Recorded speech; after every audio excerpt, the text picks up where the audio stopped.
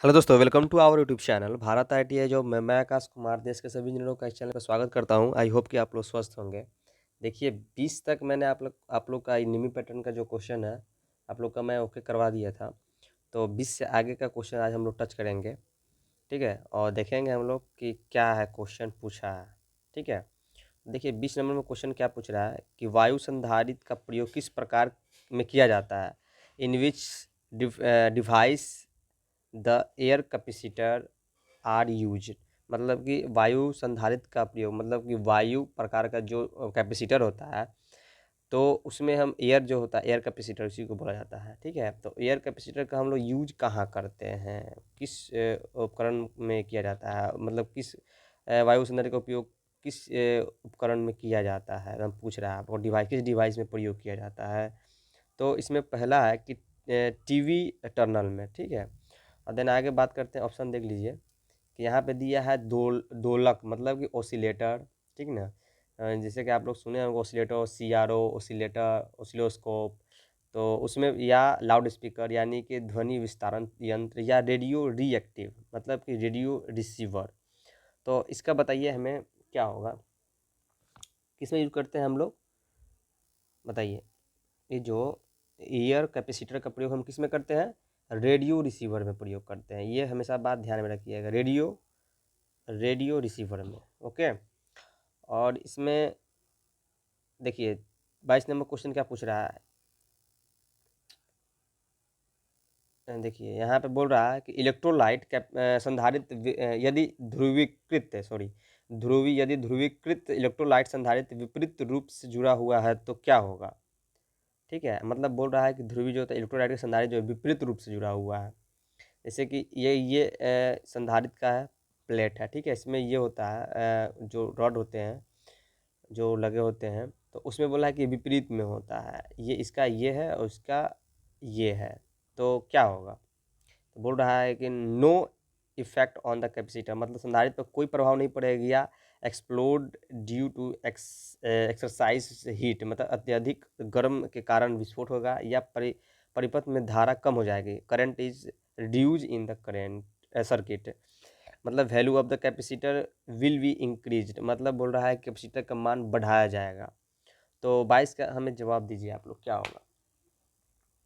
ठीक है, और आप लोग धैर्यपूर्वक से क्लास आप लोग पढ़िए। ठीक है, मैं आप लोग का ये क्लास तो ले ही रहा हूँ, और मैं सोच रहा हूँ कि जो रिकॉर्डेड क्लासेस होता है उसका भी मैं क्लास लूँगा। आप लोग का ये भी चल रहा है, आपका वो भी चल रहा है, पैरेलल में मैं सब लेकर चल रहा हूँ। और आपका इंग्लिश का भी क्लास चलेगा, हिंदी का भी क्लास चलेगा, और रीजनिंग उजनिंग सब का क्लास चलेगा। धैर्यपूर्वक आप लोग रहिए और तैयारी करिए। ठीक है, घबराइए नहीं, वैकेंसी बहुत आने वाली है। अभी भार में आया हुआ है तो भार में आप लोग भर दीजिएगा। ठीक ना, परमाणु ऊर्जा विभाग में आया हुआ है, न्यूक्लियर में आया हुआ है। ठीक ना, रिसर्च में, तो भर दीजिएगा, आप लोग के लिए अच्छा है। देख लीजिएगा उसमें, आप लोग टेलीग्राम में जरूर जुड़ जाइएगा, टेलीग्राम में मैं सब चीज़ का पीडीएफ डाल देता हूँ। तो इसका जवाब दीजिए हमें, 22 का क्या होगा, 22 का बी होगा। ठीक है, अत्यधिक गर्म के कारण, मतलब कि अत्यधिक गर्म के कारण विस्फोट हो जाएगा, मतलब विस्फोट भी हो सकता है। ठीक ना, अत्यधिक गर्म के कारण explode due to exercise heat.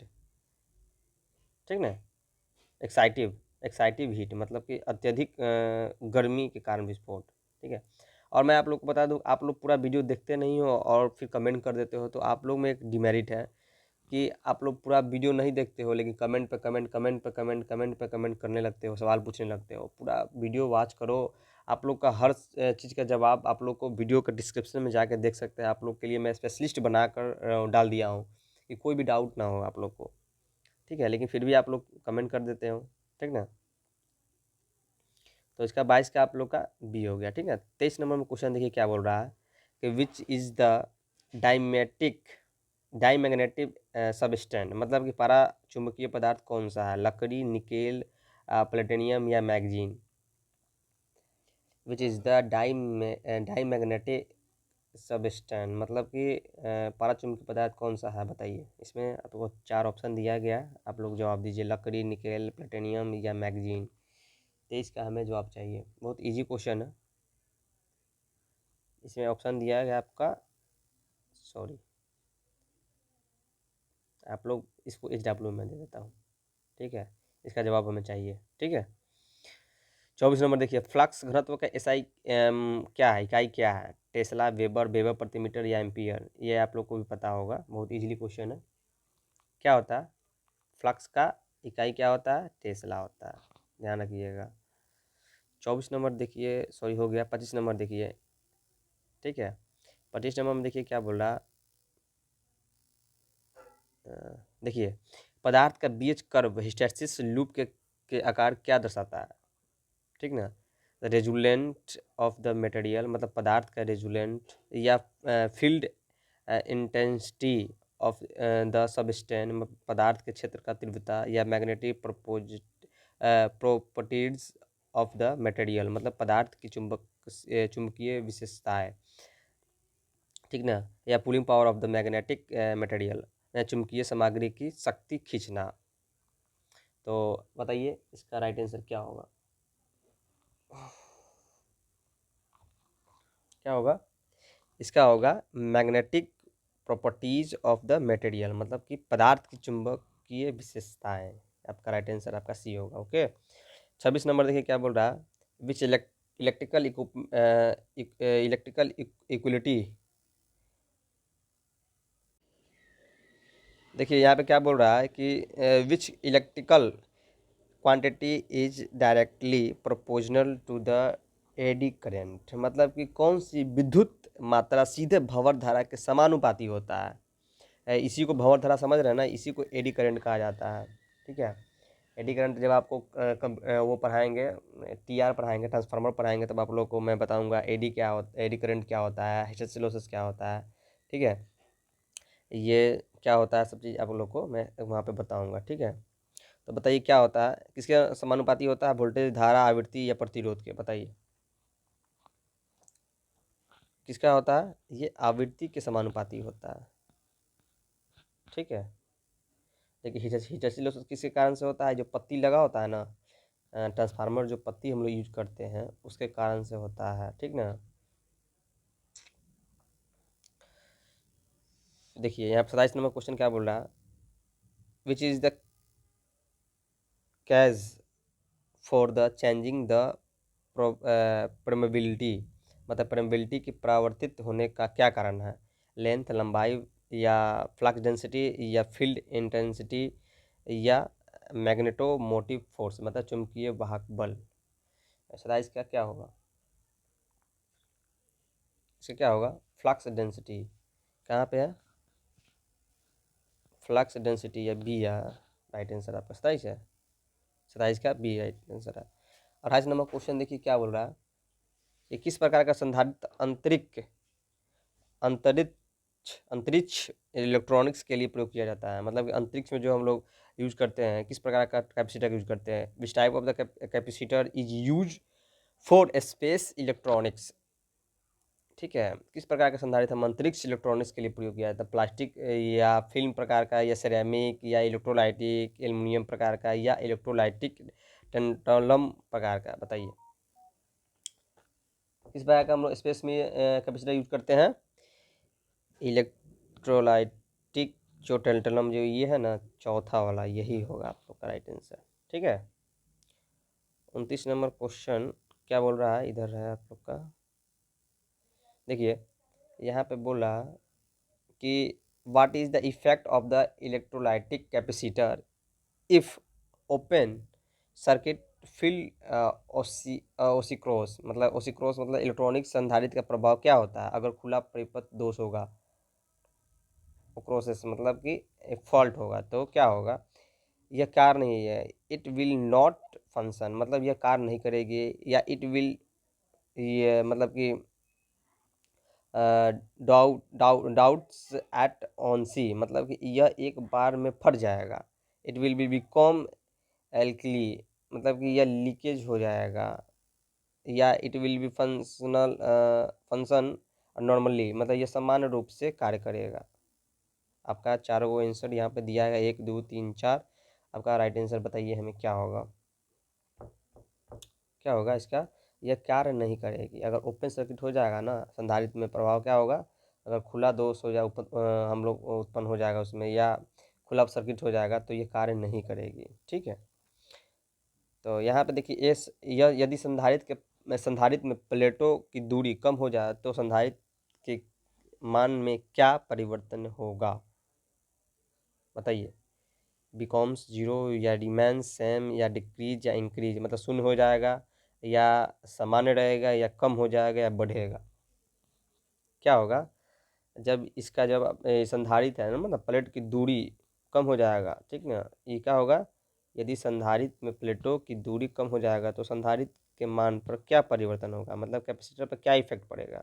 ठीक है, तो ये क्या हो जाएगा, दूरी अगर बढ़ेगा इसका तो क्या होता है, ये संधारित्र जब दूरी कर दिए, प्लेटों के बीच की दूरी जब बढ़ा दीजिएगा, दूरी कम हो जाती है तो क्या हो जाएगा, कम हो जाएगा तो क्या होगा, यहाँ पे ये कमेगा नहीं, ये बढ़ जाएगा, इंक्रीज हो जाता है। ठीक है, 31 नंबर क्वेश्चन देखिए क्या बोल रहा है, which property of magnetic is insulated, मतलब चुंबक की कौन सी विशेषता दर्शाई गई है, दृश्य विशेषता, डायरेक्टिव प्रॉपर्टीज या इनडायरेक्शन प्रॉपर्टीज या सैचुरेशंस प्रॉपर्टीज या पोलैक्स एक्साइटिंग प्रॉपर्टीज। एक्साइटिंग में तो ध्रुव होता है ना, एक्साइटिंग ध्रुव मौजूद विशेषता या संतृप्त विशेषता या प्रेरण विशेषता या दृश्य विशेषता। आपका 4 ऑप्शन दिया गया है, इसमें से बताइए क्या होगा। इसका ए आंसर होगा दृश्य विशेषता, मतलब डायरेक्टिव प्रॉपर्टीज। ओके, बात करते हैं 32 नंबर क्वेश्चन क्या पूछ रहा है, अनुचुंबकीय पदार्थ कौन सा है, मतलब विच इज ए पारामैग्नेटिक सबस्टेंस, बताइए। वायु, सॉरी वायु, ओहो, वायु, इस्पात, कांच, जल, बताइए। ये क्वेश्चन रिपीटेड है हमको लग रहा नहीं है, हमको जहाँ तक लग रहा है रिपीटेड क्वेश्चन पूछ दिया है, ये वायु होगा। ठीक है, 32 नंबर क्वेश्चन देखिए क्या बोल रहा है यार, 32 सॉरी 32 हो ही गया, 33 नंबर ना, 33 नंबर देखिए क्या बोल रहा है कि यहाँ पे बोल रहा है कि which method on magnetization is use to make commercial purpose paramagnetic magnets, permanent magnets, मतलब कि चुंबकीकरण की किस विधि का उपयोग वाणिज्यिक उद्देश्य हेतु अस्थायी चुंबक बनाने के लिए किया जाता है। ये परपोज मैग्नेटिक्स है, ठीक ना, परमानेंट मैग्नेटिक मतलब कि परमानेंट अस्थाई। तो यहाँ पे क्या प्रेरण विधि, इंडक्शन मेथड या सिंगल टच मेथड या एक स्पष्ट विधि या डबल टच मेथड यानी दोहरी स्पष्ट विधि या डिवाइडेड टच मेथड मतलब विभाजीय स्पष्ट विधि। 33 का क्या होगा बताइए आप लोग। ये HW में मैं आप लोग को देता हूँ, HW में ही बताइएगा आप लोग। ठीक है, 34 नंबर देखिए क्वेश्चन क्या बोल रहा है आप लोग के सामने है। यहाँ पे बोला यदि घुमाव के बीच की दूरी बढ़ाई दूरी बढ़ती है तो प्रेरण पर क्या प्रभाव होगा, क्या होगा, इफेक्ट क्या पड़ेगा। यदि घुमाव के बीच की दूरी बढ़ती है तो प्रेरण का प्रभाव क्या होगा, बढ़ेगा, घटेगा, शून्य हो जाएगा, सामान्य रहेगा। What is the effect of inductance if the distance between the trust increase, मतलब कि टर्न्स इंक्रीज, मतलब कि जो टर्न्स होता है ये क्या होगा, घुमाव के जो दूरी बढ़ाएगा क्या होगा, बढ़ेगा, घटेगा, शून्य हो जाएगा, बताइए। 34 का क्या होगा आप लोग का ए होगा, बढ़ेगा। ठीक है, तो देखिए यहाँ पे 35 नंबर देखिए क्वेश्चन क्या बोल रहा है। 35 नंबर क्वेश्चन देखिए क्या बोल रहा है यहाँ पे,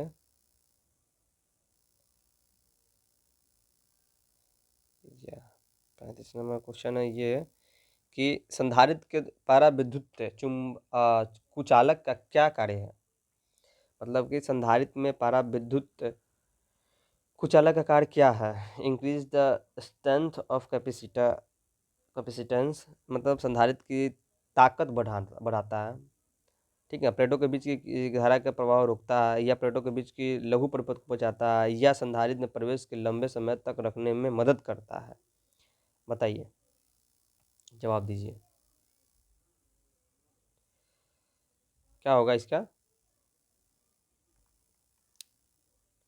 बताइए बताइए बताइए। इसका होगा बी, ठीक ना, प्लेटों के बीच की धारा प्रवाह को रोकता है, ठीक। 36 नंबर क्वेश्चन देखिए, यहाँ पे क्या बोला, which factor is determine the value of the capacitance in capacitor, मतलब संधारित्र में धारिता का मान किस कारक के द्वारा निर्धारित हो रहा है? प्लेटों का क्षेत्रफल, प्लेटों का आकार, एरिया ऑफ द प्लेट्स, या साफ मतलब प्लेटों का आकार, या प्लेटों का पदार्थ, या प्लेटों का मोटाई, मटेरियल ऑफ प्लेट्स, या थिकनेस ऑफ प्लेट्स, या शेप्स ऑफ द प्लेट्स, मतलब कि बताइए क्या होगा? ये होगा प्लेटों का क्षेत्रफल, ठीक ना, एरिया ऑफ द प्लेट्स, ये होगा। देखिए 37 नंबर क्या बोल रहा है आप लोग से, क्वेश्चन पूछ रहा है कि which type of capacitor are use in RF coupling circuit, मतलब RF युग्मन सर्किट में किस प्रकार का संधारित्र का प्रयोग किया जाता है? ये सर्किट में जो RF PF RF है फैक्टर जो होता है, जो ये सब RF PF जो होता है ये मॉड्यूलेशन में प्रयोग किया जाता है, किसमें? जैसे कि एम्पलीफायर में, ये सब सर्किट में RF PF ये सब सर्किट प्रयोग करते हैं, ठीक ना, मॉडिफाई करने के लिए, ठीक ना, एम्पलीफायर के लिए, फ्रीक्वेंसी को एक्सचेंज करने के लिए, ये सब चीज़ के लिए हम ये सब सर्किट का प्रयोग करते हैं। तो इसमें बोल रहा है कि कहाँ पे यूज, किस लिए करते हैं हम उपयोग, कहाँ पे करते हैं, किस लिए करते हैं, किस प्रकार का सर्किट किस प्रयोग करते हैं हम इसका? तो टेंटलम या मोनोलिथियम थिक या इलेक्ट्रोलाइटिक या धातुकृत में, बताइए क्या होगा? इसका बी होगा, मोनोलिटिक में होता है, ठीक है। तो आज के लिए बस इतना ही, आप लोग क्लास लीजिए, अच्छी तरह से पढ़िए, और आप लोग चैनल पे अगर नए हैं चैनल को प्लीज़ सब्सक्राइब कर लीजिएगा, ताकि कोई भी नोटिफिकेशन, कोई भी जॉब अपडेट दे, आप लोग क्लास दे, तो आप लोग को सूचना मिल जाए, ठीक है। आपका दिन शुभ हो। जय हिंद, जय भारत, जय बिहार।